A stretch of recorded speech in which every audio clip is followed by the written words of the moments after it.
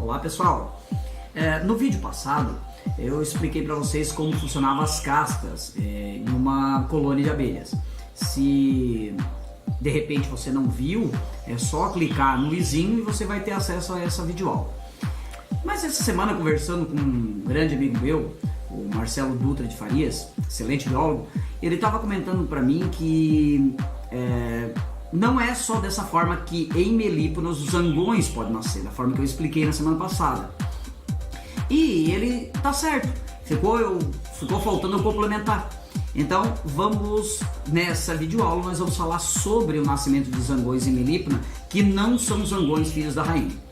Quando a gente fala em apelídeos, na abelha apis, os zangões só nascem da rainha mesmo, do ovo não fertilizado da rainha, que em biologia a gente chama de partenogênese, que é quando um ovo não fertilizado dá origem ao indivíduo. No caso das melíponas, pode acontecer uma segunda opção. Os zangões, eles podem sim nascer de ovos postos por operárias. Como é que funciona isso? Nós sabemos que nas melíponas, nem sempre só a rainha é a fêmea que pode botar ovos. As operárias, principalmente nos seus primeiros dias de vida, entre 10 e 20 dias de vida, elas também podem botar ovos. E de fato, muitas vezes elas põem ovos. Isso tem um motivo adaptativo. Esse ovo que as operárias colocam, que elas põem, é chamado de ovo trófico. Do latim trófos, nutrição. O que isso quer dizer? Existe um valor adaptativo aí. Uma fêmea, a rainha no caso, ela pode botar entre 20 até 30 ovos por dia. O gasto energético dessa rainha é muito grande, ela precisa de muito alimento para produzir essa quantidade de ovos.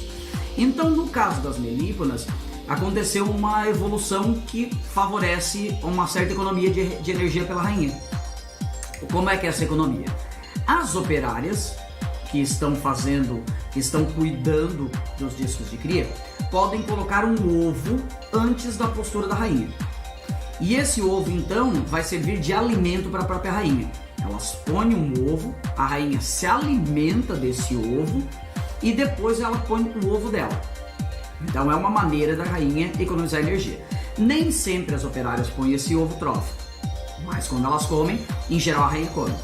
No entanto, não sabemos se isso é uma questão de variabilidade genética para aumentar a possibilidade de zangões com genes diferentes, ou se é só ao acaso.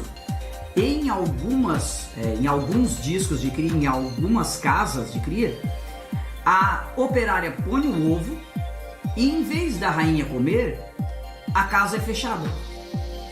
Então, desse ovo que uma operária colocou, que elas não têm a espermateca, elas não têm os espermatozoides, então esse ovo também não é fecundado, não é fertilizado. Esse mesmo ovo tem o potencial biológico de, por partenogênese, dar origem a um zangão. Então, nesse caso em que uma operária põe um ovo, pode sim nascer um zangão de um filho, então, de uma operária e não da rainha. Então, no caso das melíponas, alguns zangões podem sim ser filhos de operárias e não ser totalmente filhos da rainha. Claro que de um jeito ou de outro eles vão pertencer à mesma genética da rainha, porque afinal de contas as operárias vieram dos ovos fertilizados da rainha. Mas isso permite uma certa variabilidade genética. Mais uma vez, não se tem certeza, os estudos não têm como garantir se é só acaso, simplesmente foi um esquecimento da rainha passar por aquela casa e a casa é fechada pelos operários, ou se tem alguma lógica num percentual de zangões que são frutos de operárias. Ok? Então esse era o nosso recado para hoje. Tchau, tchau!